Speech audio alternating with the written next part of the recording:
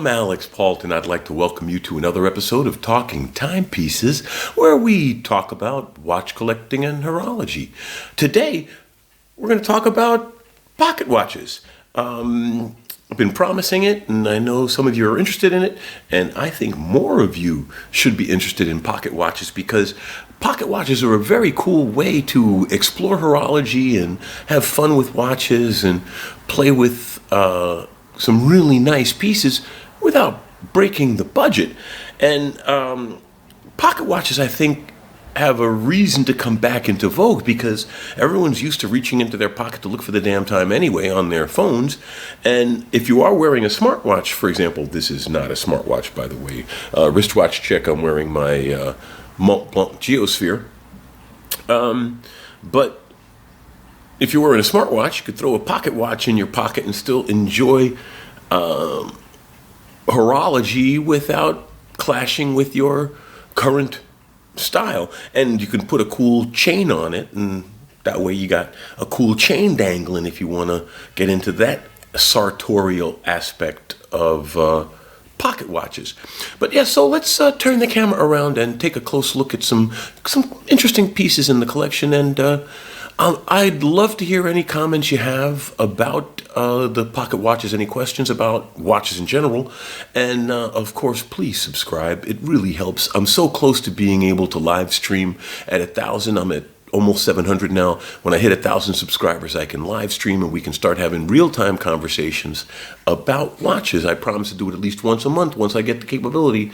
And we'll talk some more about watches. So let's take a close-up look at some nice pocket watches. So, like I was saying, pocket watches are a really great way to enjoy watches and horology without breaking the bank. I mean, just as I said with vintage pieces like this Gerard Perregaux bumper, vintage pieces, pocket watches are pretty much the ultimate vintage piece in that sense. Pretty much the pocket watch died around sometime between World War I and World War II because you cannot fight a war with a pocket watch. You can't fly a plane wearing a pocket watch and know what time it is. You can't drive a tank, fire a rifle, command troops, jump out of airplanes, all the manly stuff. I shouldn't say manly only because there are women who do that stuff too, but all the cool, adventurous stuff is quite difficult to pull off with a pocket watch or a smartphone by that very same logic. But a beautiful pocket watch is a great way to enjoy horology on a reasonable budget.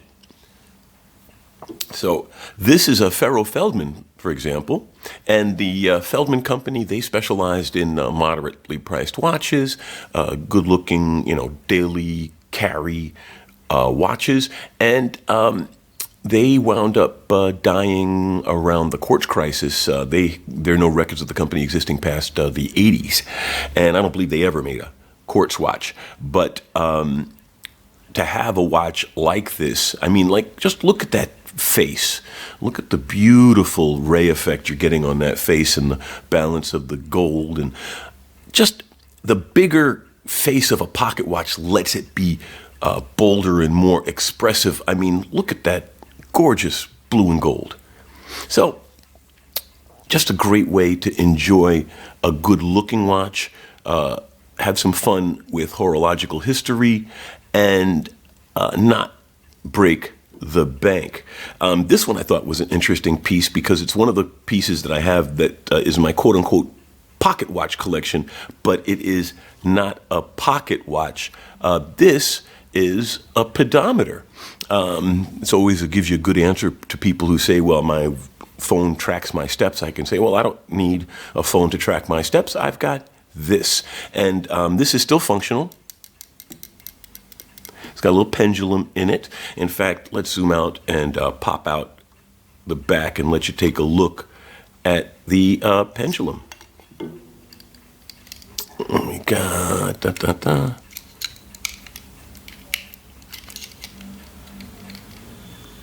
Don't want to hurt myself. Oh, get out of, come on, open up you. All right, something tells me we're gonna have to fast forward through this portion of the segment. Come on, open, open, open, sesame. I don't want to scratch it up in the process of trying to get it open. I've had this thing open in the past. There we go.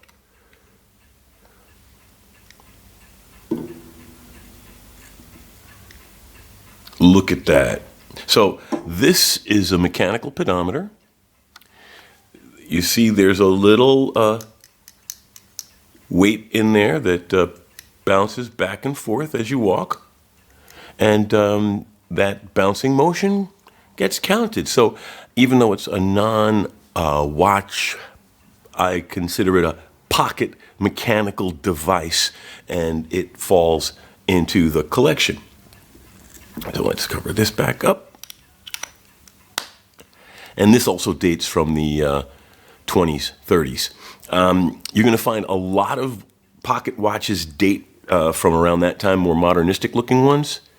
But you can go quite far back in time and get your hands on some beautiful pieces. Now this is the back first. I figured I'd let you take a look at the back first because some pocket watches, because of the nature of the pocket watch, had very interesting movements. This was an 8-day movement, all right? And fully functional 8-day movement. Actually, let's turn it so we can read it. And that's exactly what it says there. 8 days, right there. And it also talks about the type of movement. And if you notice, it is a briquet design. So it's got a flattened pin for securing, so I can't really open it, but I would love to see the movement inside of this, because for 8 days it would have to have some type of a constant force escapement, like a remontoire, which just basically is like a secondary spring to store energy, or some other mechanism to ensure that the 8-day supply of the watch is properly regulated. Now let's open up the front.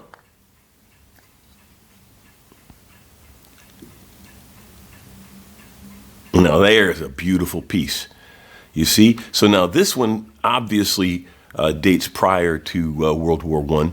And if you notice, it's also meant to be held sideways when you read it. And the movement has not been working as reliably as I would have liked. But then again, this is an over 100-year-old watch.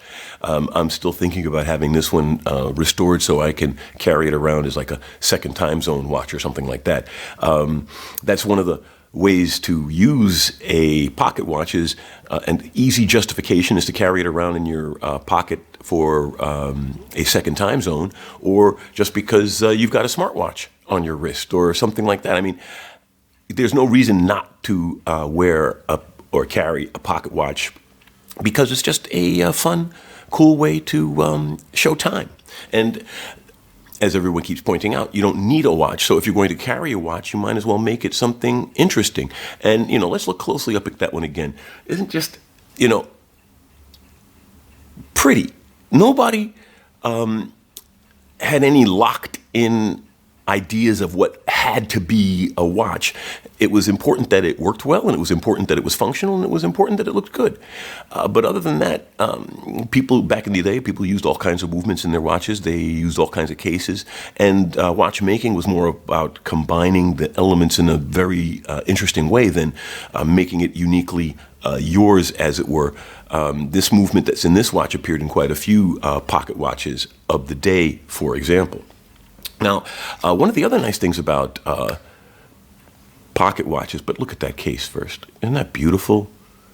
Just gorgeously made, well-finished guilloche work on the case. Look at that texturing. It's just a beautiful piece. And as I was saying, history. This is a field watch. This was pretty much obviously created for military because it has an outer case to protect the inner watch. And as you see, the inner watch is in great shape and has beautiful case highlighting. And the outer case is padded. And as you can see, it's been used for a long time, to the point where you can actually see where lubricants outgassing from the pivot have actually embedded themselves into the crystal. I'm debating taking some polywatch to it and turn it back into a transparent crystal, but then it would lose so much of its patina. Now, when I was talking about history, this is a Kinzel watch. And this is a company that made very good field watches for the military and other gauges and instrumental type equipment. And they unfortunately were one of the companies that lost their soul during the Second World War. Unfortunately, because they were producing military equipment, they actually used slave labor in the watch factories. Now, back in those days, everybody was Nazi. Even Ferdinand Porsche spent 2 years in French jail after World War II for the slave labor used in the German tank factories. And Ferdinand Porsche was Hitler's #1 tank engineer, which is why Hitler tapped Porsche to build him his Volkswagen. Now, very highly legible, very interestingly, nicely loomed hands. For a lot of pocket watches were considered elegant. It's interesting to see a working pocket watch. And the thing about this, that, when I was saying really hard working watch, one of the ways that you can tell that this is an old watch, and B, here, let me put it here to steady, and B, a very working watch, is there are no jewels in this movement at all. 0 jewels. All right. So everything is wire pins and metal pivots. This is an incredibly rugged piece.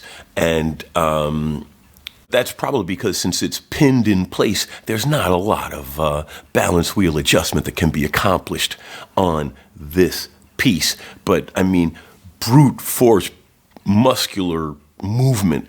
This watch, you could probably drop down a flight of stairs and it would still be running when it hit the bottom.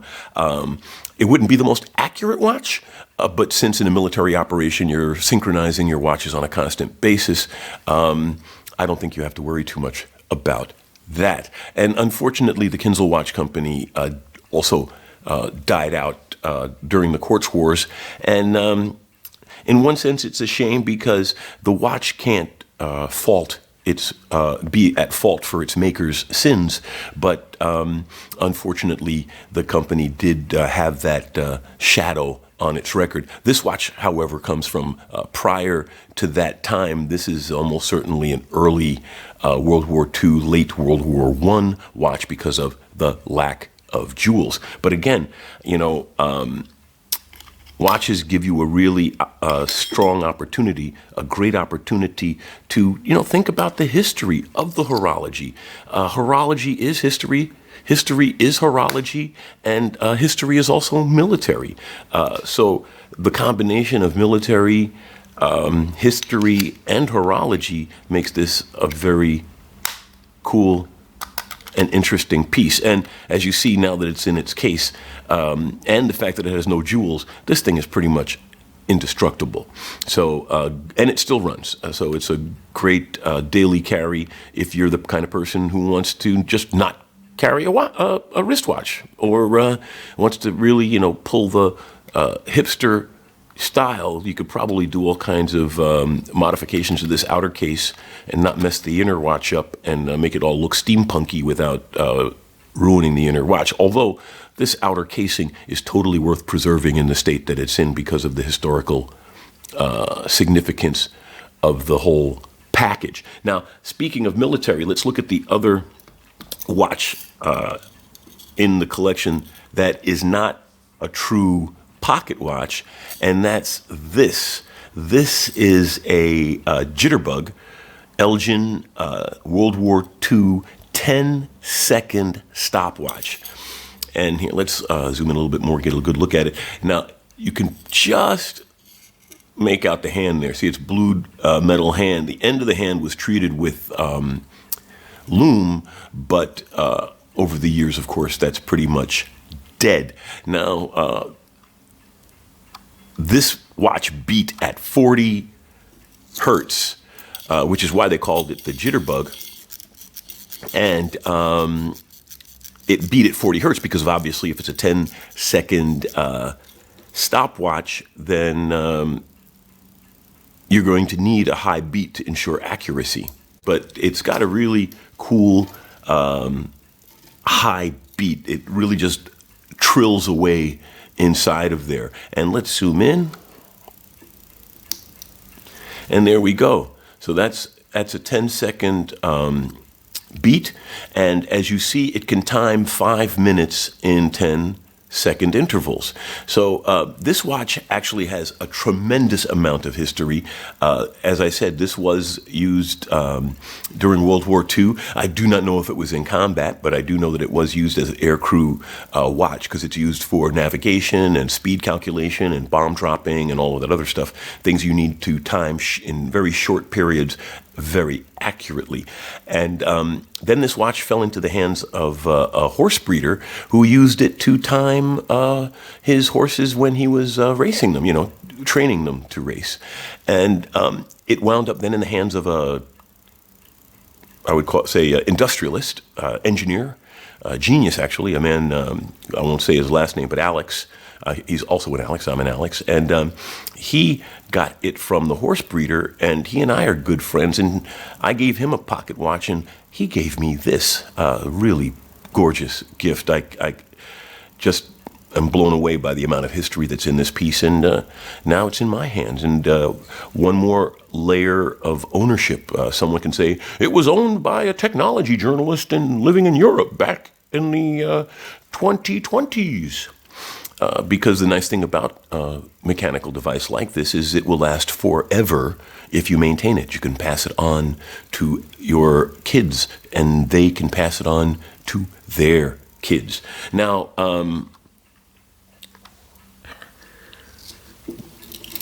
this one is, I wouldn't say pedestrian, but it's pretty straightforward. It's a daily carry Omega. What I like about this is it's got those beautiful heat blued hands on this faded dial, so it really brings out the watchmaking skills in the heat blued hands and the age of the watch in the faded face.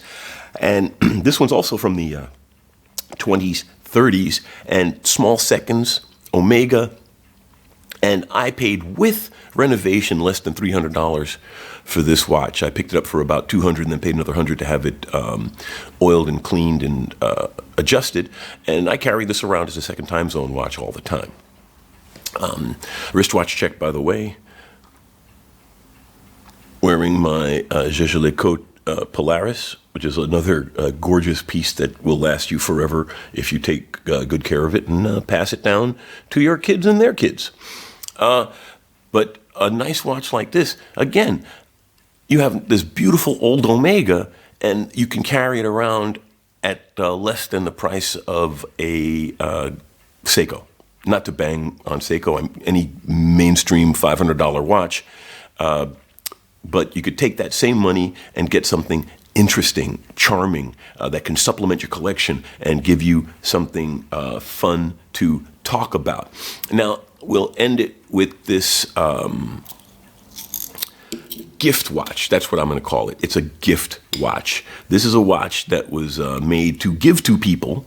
It's a pocket watch, but it's set up, it's modern pocket watch, in other words, made in this century. And as you can see, it's overly gaudy. They're trying really hard to make it look like engraving. I mean, it's still a pretty watch if you recognize the price point, but you can also see where they're trying very hard to look more expensive than they really are. But it is a great way to show people how a watch works. If you can't afford an expensive watch with a display back, you could pick up a watch like this for a couple $100. And here, let's There we go. And let you see and enjoy a watch movement and see an escapement operating and enjoy what it's offering you. So even an inexpensive gift watch has a lot to offer. This is highly, a lot of jewels. It's skeletonized nicely. Like I said, I'm not thrilled with the fake engraving.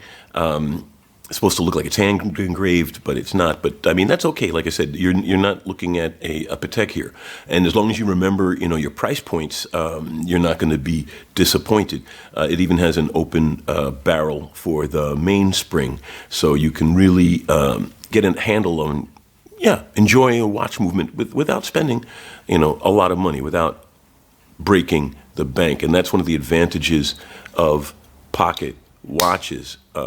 This one's also nicely done. I mean, obviously not as nicely done as, say, for example, this one.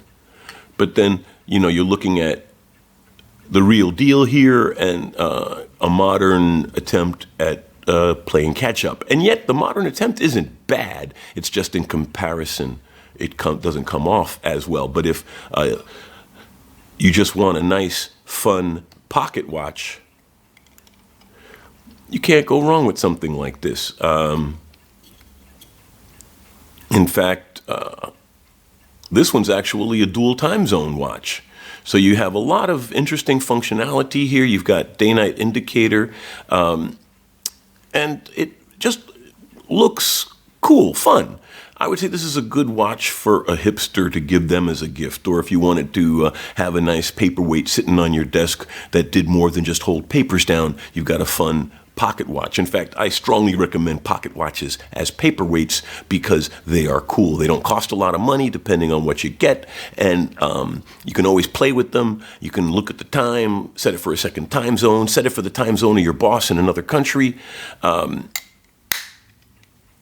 just carry it around and have fun. But the bottom line is,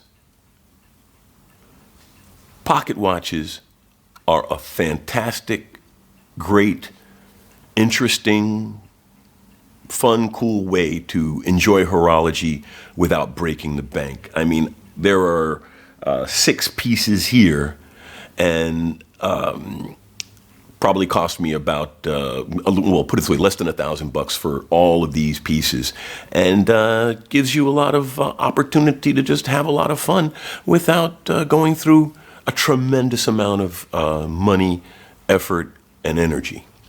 So let's flip the camera around and call it a day. So that was a close-up look at some very nice pocket watches. Like I said, it's just another aspect of horology, and because they still function as timekeeping instruments, they're still viable today. We still need to know what time it is, and these actually do work to do that. So give them a try. You might like it. Thanks for taking the time to be with me, and please subscribe. I would appreciate it a lot.